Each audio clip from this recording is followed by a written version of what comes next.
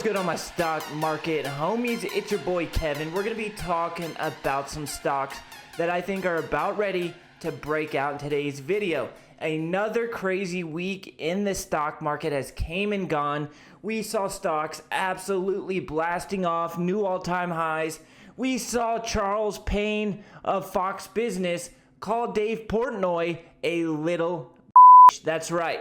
We're going to be talking about all the crazy stuff going on in the market. We'll analyze it. We'll talk about the feud between Charles Payne and Dave Portnoy. It's pretty funny. We're going to be diving in to 3 stocks that I think have the potential to go to the moon. Let's break it down.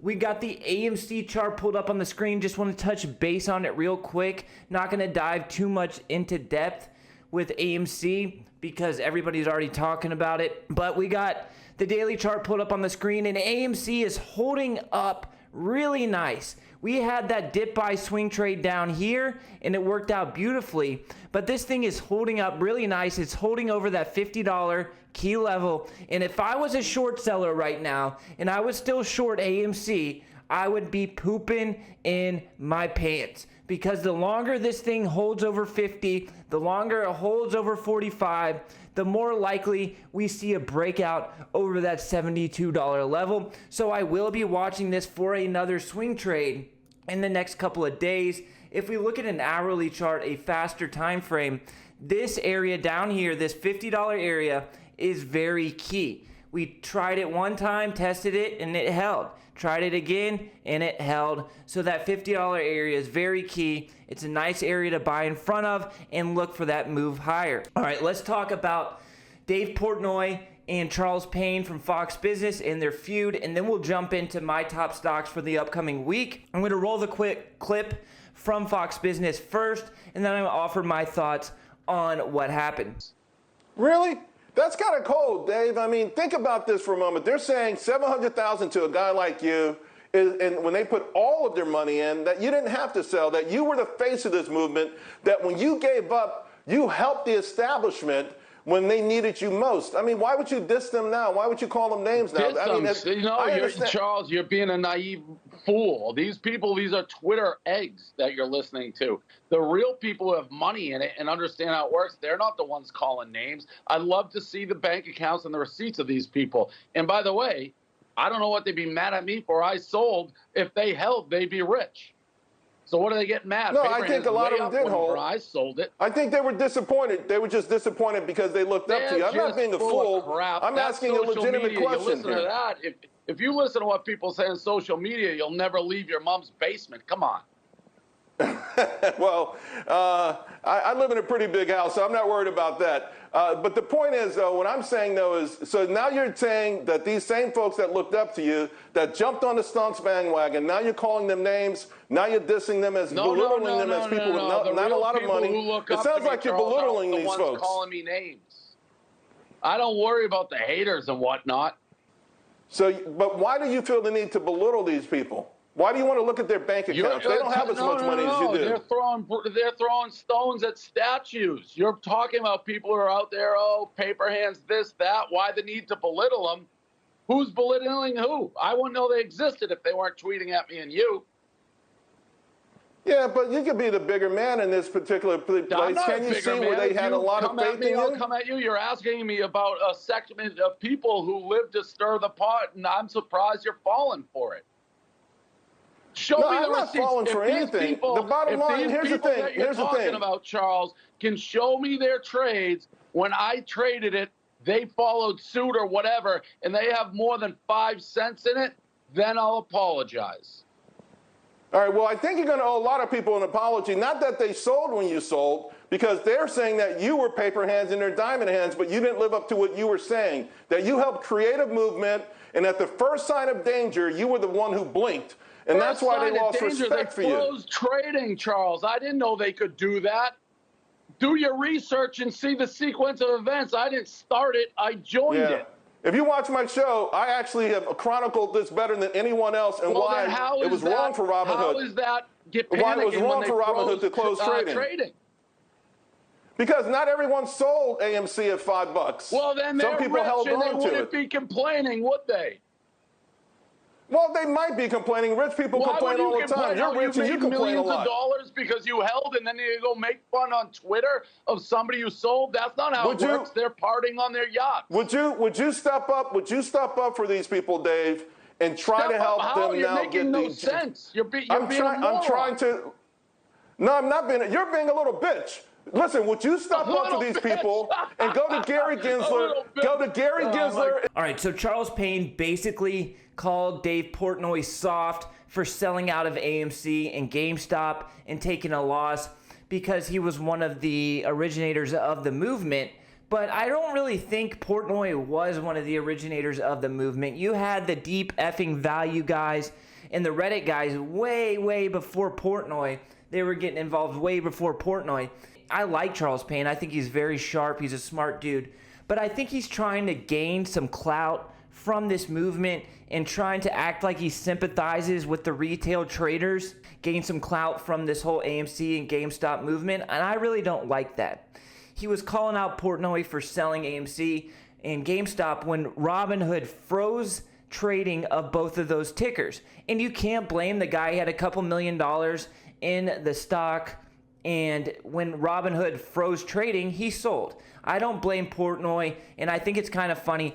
Let me know in the comments who you think would win in a one-on-one battle, a one-on-one fight between Portnoy and Charles Payne. My money's on Charles Payne. Who you got? Stock number one that I am most interested in for the upcoming week is one that I already own. That is a penny stock, PRPO, Precipio. This is a medical diagnostics company. They have Rona antibody testing, and they obviously have that deal with Amazon to be the only provider of the Rona antibody tests on the Amazon business platform.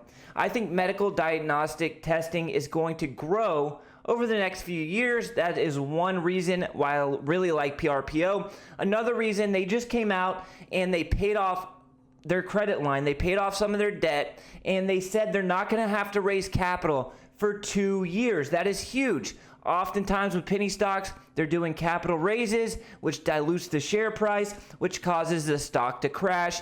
They're saying they're not going to have that happen within the next 24 months. That is a big deal. Also, on the daily chart, we closed over this 390 level, a very key level on the daily chart, and I think next week we break back out and retest these pivots. Oftentimes, you get a fail breakout here, and usually the third time is the charm. If we do get a break over 470, this thing is off to the races. We got a $6 price target on this PRPO, and I think it can get there just in the next couple of weeks. However, it has been pretty frustrating. We've been holding through all of this chop, and our stop loss is at break below that $3 level. So if we do get a break below the $3 level next week, I will be stopping out of this position. How about them Atlanta Hawks, baby? You know things are weird in the world when an Atlanta sports team is doing well in the playoffs. I'm repping that ATL, Peace Up, A-Town Down Hawks shirt. They're playing tonight. I think they beat the Bucks in 7 games. It'll be interesting to see, but Atlanta sports, we've had a long, tough road over the last 20 years or so. So hopefully these Hawks can pull it out. Let's talk about Virgin Galactic, ticker SPCE. A huge week for Virgin Galactic.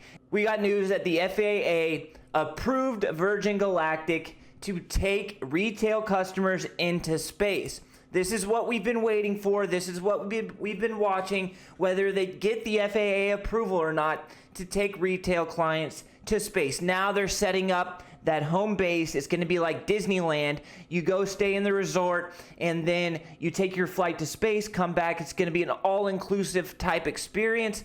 And it may sound far-fetched today, but I think this is going to be big business over the next couple of decades. It has ran up over the last couple of weeks from the $14 area all the way up to $55 per share. Congratulations to those who got in down here on this dip and held through the squeeze all the way to over $50 a share. If we can get a break over that $60 level and hold, who knows how high this can go. We could see 75 or 80 if the squeeze continues. Short sellers were piling in Virgin Galactic, and they got caught off guard by that FAA news, which is sending the stock to the moon. We have support down here at 42, so if I was watching this for a swing trade, that would be my stop. That's a pretty wide range, so you might want to move it up to this $46 area and then look for a breakout over those highs up near $65 per share. Before we move on to the third and final stock we're going to be analyzing in today's video, check out the link in the description for Webull. They are now offering fractional shares. So if you want to own Tesla or Amazon or Google, but you don't want to put a ton of money, you don't want to spend $3,400 for one share of Amazon, you can now buy fractional shares of these high-priced stocks on Webull. It's the best broker. I'm using their charts now. It's like sitting in a fighter pilot cockpit, and these charts are legit. 2 free stocks valued up to $1,800 when you sign up with the link in the description.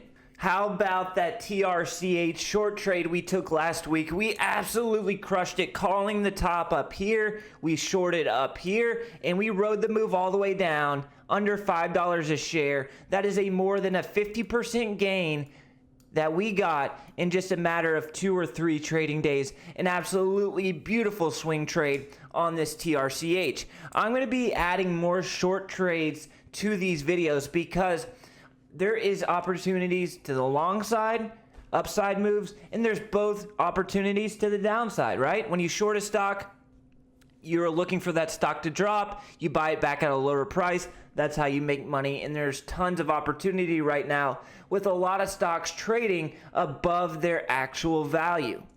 The third and final stock that I want to talk about is ticker ISUN, ISUN Inc. They manufacture these carports that have solar panels on the top, and you can charge EV cars underneath. I love the concept, I love the design, and I think solar is the opportunity of our generation. Energy is everything. Energy is big bucks. That's why you hear the saying, he's got that oil money. It's created presidents. It's created the wealthiest individuals in the world. Energy has. Look at George W. Bush and his family. That's oil money. Now we're going to be transitioning away from that oil towards these renewable resources, and I think solar is extremely undervalued based on its potential growth outlook. I like ISUN. I like the concept. We've been holding from this level way back here at the $12 area. We held through this drop, and now we're looking to add to this position. I think this is a $20 stock by the end of the year. That's ticker ISUN. Let's take a quick look at crypto. Crypto has been stupid, selling off. Bitcoin has been trying this $29,000 area. So far it's held, but I do think over the next couple of weeks we do see a break below that $29,000 area on Bitcoin. That is where I'm looking to buy. Down around 25,000 is where I'm wanting to buy and initiate a larger position. Still holding a little bit of Bitcoin. I did trim some up here near the highs, which I was lucky I did that. That's why it's always smart to lock in some profits. But if we get a break below that $29,000 area next week, I'm going to be a buyer on that dip. That's going to wrap up the video, guys. Make sure you hit that like button for me. It really helps the channel grow. If you're new around here, sign up with Webull with the link in the description. Get your 2 free stocks. I'll catch you guys in the next one. Until next time, peace. It's not a game, it's a rich thing.